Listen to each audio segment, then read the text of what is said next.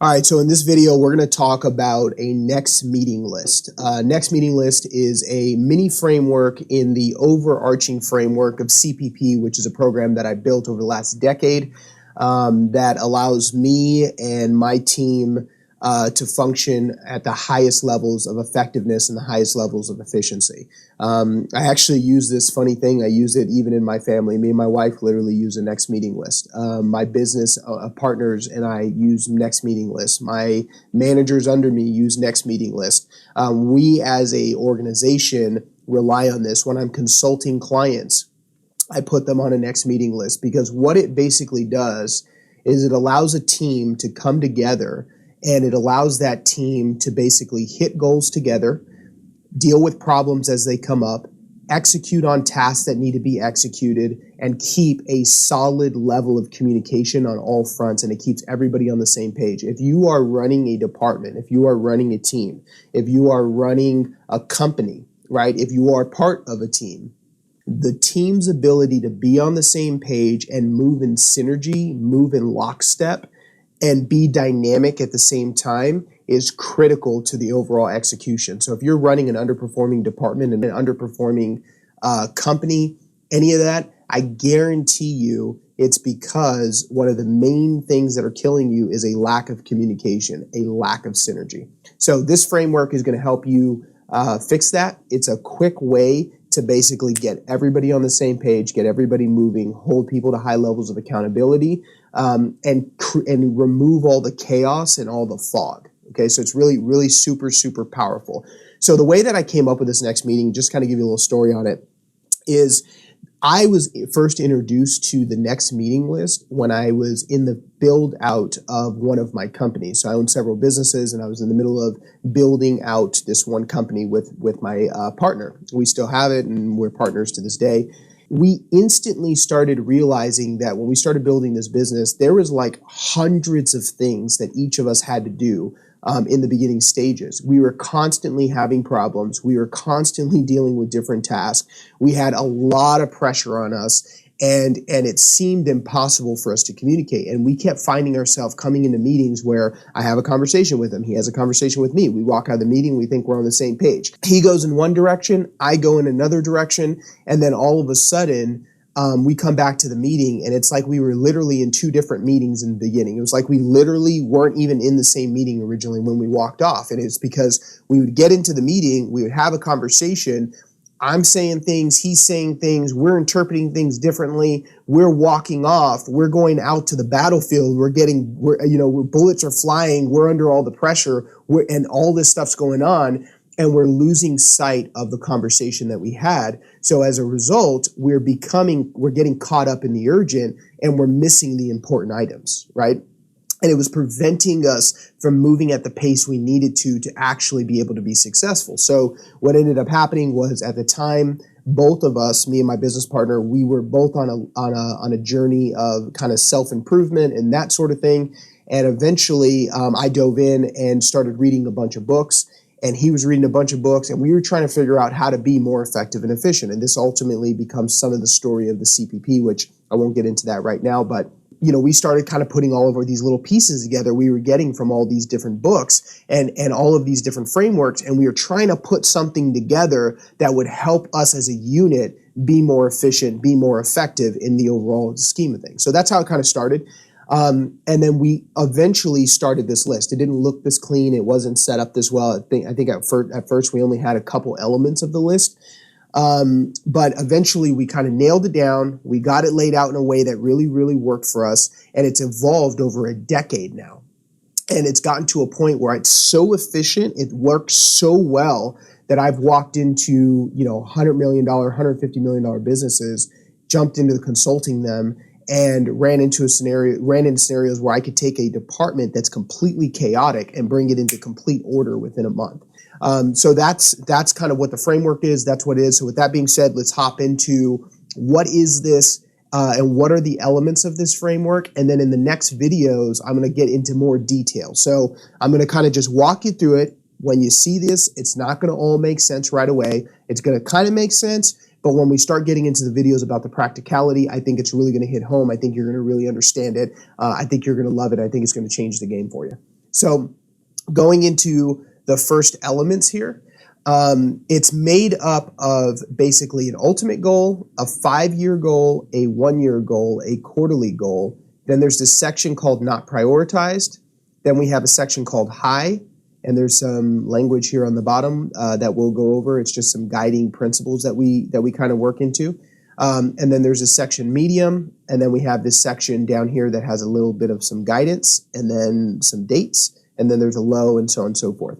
And so I'm going to kind of walk through these different elements and what they mean and what they are. Some of them are self-explanatory, right? Ultimate goal, it's an ultimate goal. 5-year goal, it's a 5-year goal. This year goal, it's a this year goal, and quarterly goal is a quarterly goal. So kind of walk through it. So the ultimate goal is a goal which, depending on your authority on the team, okay, so if you're the leader of the team, then a lot of the times you're the one laying out the ultimate goal. So you would, in detail, lay out an ultimate goal. Usually what I tell people to do is try to keep the ultimate goal very clean, very, very clear, right?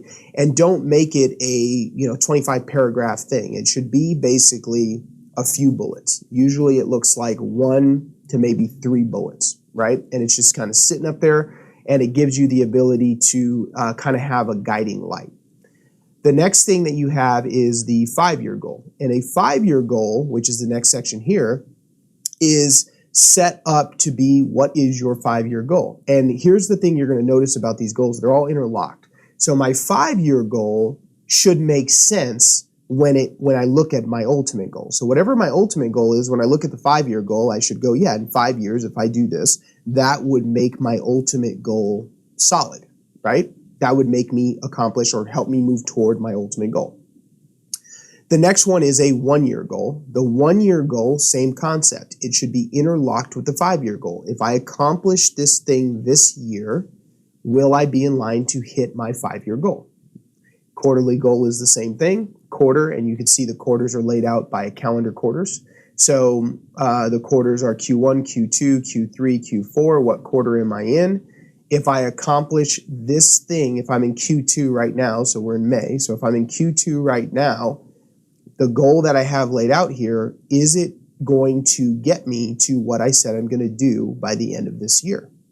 And so the goal system is all interlocked, okay? And this is a very, very powerful system, because what it does is it makes sure that you have no misalignment. A lot of times I'm dealing with people, and a lot of times I go, hey, what's your ultimate goal? I have no idea. What's your 5-year goal? No, I haven't thought about that long. Or they go, hey, yeah, I have a 5-year goal. But then when I look at what they're doing this year, it has nothing to do with their 5-year goal. When I'm looking at their quarterly goal, it has nothing to do with this 1-year goal. When you, as a leader of a team, are confused, and you have these goals and they're misaligned, everything under you is going to be misaligned. Your team's going to be misaligned. You're not going to accomplish the things you want to accomplish, all of that.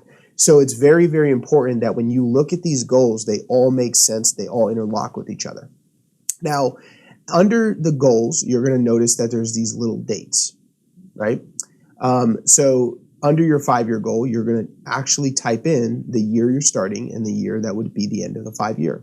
And in this year goal, you're going to put in the year we're in, or you're in. And then under quarterly, usually you're going to have a little section down here that is going to be, and I don't have it, but a little section down here that is going to be, it's going to say what quarter you're in. So it would be like, right now it would be, I'm in Q2. And so what ends up happening is, again, that kind of gives me a guiding light. The idea here is the dates are important because the dates allow you to have a good, solid perspective of time. One of the main reasons why leaders struggle with leading their department, especially when they're under a lot of chaos, is because they have a bad perspective of time.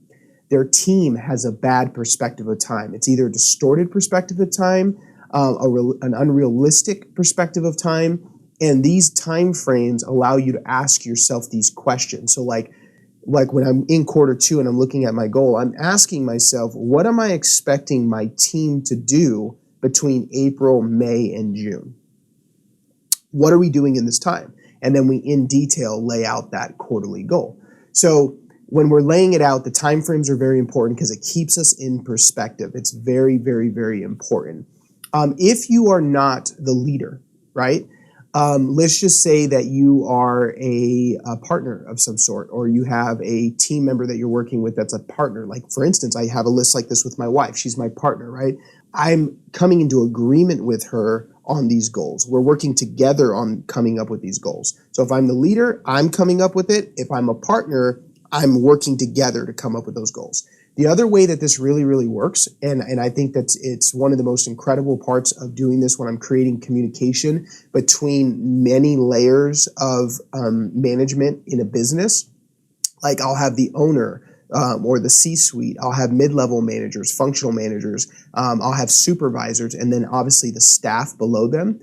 This is really cool because I can go up to the owner and say, hey, owner of the company or owner or CEO, can you tell me what your ultimate goal for this department is? Can you tell me what maybe the 5-year goal is for this department? And then they can get super clear on it. And then it allows me to take it down to the next rung of managers, maybe the functional manager or the mid-level manager, and go, hey, so this is what the owner, and this is what I'm consulting. This is what the owner said the ultimate and 5-year goal is. Can you now tell me what, in light of that, can you tell me now what is the 1-year goal? What would be the 1-year goal based on what they're saying the ultimate or 5-year goal is, and what is the quarterly goal? And then I'm able to then take the ultimate goal and 5-year goal, or just the ultimate goal that was designed by the CEO or the owner, and I'm able to now take this year goal or the quarterly goal that was made by the manager of the department, and then we're able to collectively go to the entire team of 5, 10, 15, 30, 40, 80 people and go, hey, this is the goals that the ownership, and these are the goals that the management have come up with for this department. So then it's crystal clear. But the beautiful part about it is that now the owner, the CEO, the CFO, and the mid-level manager, the credit manager, the accounts receivable manager, the credit and collection manager, are now 100% on the same page. And I can show the owner, hey, these are the goals that the credit manager came up with. Hey, these are the goals that the owner came up with. And I can show it to each other, to both layers, so they can get 100% on the same page. This is like super, super, super, super important when you're looking at these things, as far as everybody communicating, and then you being able to now roll something out to the department that they can now latch onto, and everybody has clarity as to where they're going. It's super critical. It's super important. So that's how the goals work, and that's how it's kind of interlocked and set up. Okay, so now that you're involved, now that you see how the goals work, right, and you see, okay, laying out the goals, you see how important it is. The reality is that you guys are, again, as managers, as leaders, as team members, everybody has to get on the same page. And what you're probably, again, you probably understand now that all the problems you're running into, all the chaos you're dealing with, all the struggles you're having them because there's a misalignment from the top to the bottom on goals. So the better you can get those goals locked in, the better you're going to be. So now, with that being said, the next part of this is going to be the communication system and prioritization system. So I'm going to kind of walk through the different elements, and I'm actually going to go ahead and start off with your high, mediums, and lows, and then I'm going to come back up to not prioritize. So highs, mediums, and lows have very specific rules tied to them, okay? So in high, what you're looking for is, one of the main rules is that you're only adding 5 items per person max, and you're expecting these things to be done by the end of the week, okay? The medium is, these are things that must be done by the end of the month. And I put 10 max on there. You're trying not to overload each other. And then lows are things that must be done. There's no time frame on it, okay? So CPP, which is the program that I built, I mentioned it earlier, it stands for Capture, Prioritize, Place. All CPP is CPP is an external manifestation of your internal reality. Meaning your internal reality, meaning your goals in your head, in your feelings and your desires, your problems, your task, your priorities, your calendar, your schedule, the way you manage time, the way you manage energy. CPP brings all of that out. So again, it's an external manifestation. It's an external visual of your internal reality. Most people have a lot of things going on internally without even realizing that they're happening, and basically they have no control. This is why people become stressed out. This is why people become overwhelmed, so on and so forth. So next meeting list, again, is a framework within the CPP program. But when you're getting into high, medium, and low, this next meeting list is designed to be a communication system. So just like I said, CPP is an external manifestation of your internal reality. Next meeting list is an external manifestation or an external depiction of the internal workings or the internal reality of your team. So for instance, prime example, I go to a team and I go, hey, can you guys fill out this goal list? And everybody starts filling out different things. That is an external manifestation of the internal reality of that team, which is that they're not on the same page. That's the external manifestation of it. You're not on the same page. That's why you guys are all saying different goals, right? Same thing with high, medium, and low. This is the prioritization section. If I'm in a department of 6 people and I'm on a team of 6 people, and what I think is high to the department, meaning the things that need to be done this week, are different than what the other people think I'm supposed to be doing this week, or or there's just a difference in what is high in light of our goals, we're going to have traffic jams and roadblocks and bottlenecks everywhere, right? That's an external reality. There's an external manifestation of the internal reality, right? So that's what I mean by that. So now as you're going through highs, so again, these highs are this week, things that are going to be done this week. Mediums are things that are going to be done this month. And lows are things that need to be done that don't have a specific priority, okay? So that's kind of the general framework of those 3 things. So together, you're going to prioritize. If I'm a leader and I'm managing a group of supervisors and they're doing what I say, I'm coming up with the high, mediums, and lows. If I'm dealing with maybe a higher level manager, if I'm dealing with somebody that can own territory, that can get outcomes, maybe a VP or a manager or even a CFO or C-level person, I'm probably going to be discussing with them what the highs, mediums, and lows are, and we're going to be coming in light of them.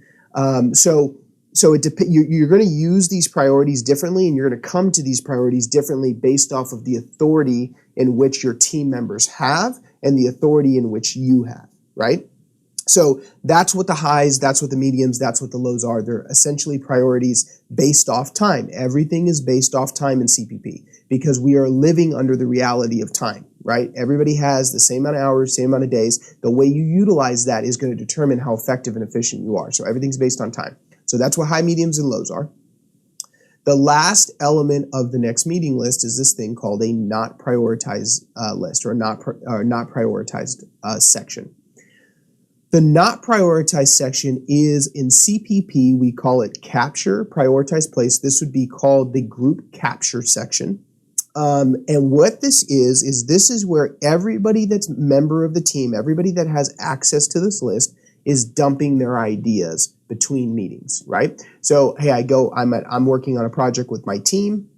I'm having a conversation about getting something done. Like I'm working with my marketing team right now on a project. I'm having a conversation with them. I'm having ideas every day. I'm dropping my ideas on my not prioritize. I'm dropping the tasks that I need done on not prioritize. I'm dropping the problems that I'm seeing on not prioritized. Then the people that are part of that team, they're doing the same thing. They're dropping their ideas and their stuff and everything that they want to talk about on the not prioritized section. This is the section that keeps the conversation going, right? So if you notice, every time you guys walk into a meeting, and you guys have important things that need to be done. Well, the important things are here, high, medium, and low. But when you walk into meetings, have you ever found that when you get into a meeting, it's like you're in Groundhog's Day, you guys are starting the conversation over and over and over and over and over and over and over again, and you're not actually able to get to the important things? It's because that is an external reality or external manifestation of the internal reality. When you're on a project, when you're in a team, when you're dealing with a group of people, you have important items that need to be done, priorities that need to be done.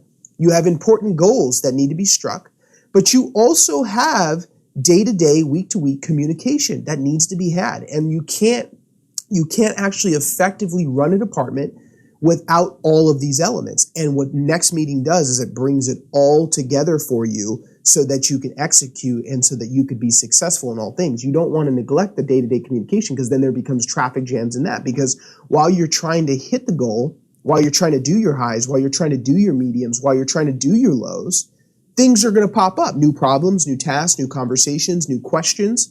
There has to be a section to do that in. And that's what Not Prioritized does. So usually when you come into a meeting, what's going to happen is the first thing you're going to do is you're going to review your goals to keep your anchored, make sure you're anchored in your goals. You're going to review your highs, the things that we said we're going to do by the end of this week. Then you're going to review your mediums, and you're going to review those mediums, and you're going to kind of look at where you're at. And then at the end of the day, you're going to, before you leave the meeting, you're going to do what we call clearing the not prioritized section, which means that you're going to completely get through all the conversations. Now, some of the not prioritized section, a good portion of it, is just going to be things that you guys need to talk, quick questions that a team member has, something that you needed to say, a question that you have, a problem that popped up. They're just going to be things that I'm just going to, oh yeah, hey, 2 days ago, this is what happened, quick question, what do you guys think about this or whatever. Then I'm just going to delete it. There's nothing to prioritize. We had the conversation, I got the feedback, done, it's over. Sometimes something's going to get dropped on here that all of a sudden is going to make the priorities because it's more than a quick conversation. It's more than a quick question. It's more than just a task that needs to be done. It's something that's going to actually get moved into one of these priority sections so that then they can get handled, so they can get assigned, and so that they can be resolved. But the main rule with not prioritized is that it's cleared every single meeting. You never leave the meeting without clearing your not prioritizing. Clearing it could be deleting the items because you've had a conversation or prioritizing them. But this section should always end up blank at the end of the meeting. And then by the next meeting, you fill it up. If you don't keep it blank, it becomes just a massive dumping ground and it becomes an external reality, external manifestation of the internal reality that you guys are not communicating. When I go into a meeting list and this list is pages long and they're missing it and they're not getting through it, I know that group isn't communicating well because it's the list is telling me that you're not getting to all of your communication, which means that you need to adjust your meeting time to meet for a longer period of time, or you need to adjust the frequency of it to make sure that you're getting through your not prioritizing all those sections. So that's how it works. So goals, highs, mediums, low, not prioritized, and those are the rules that are attached to them. Hey, if you like this video and this was something that was helpful and you can see that this is something that's really going to be able to work for you, like and subscribe. I make these videos because I want to help as many people as possible and really help managers and leaders transform their departments into high-performing units. So yeah, like and subscribe, and I'll see you on the next one.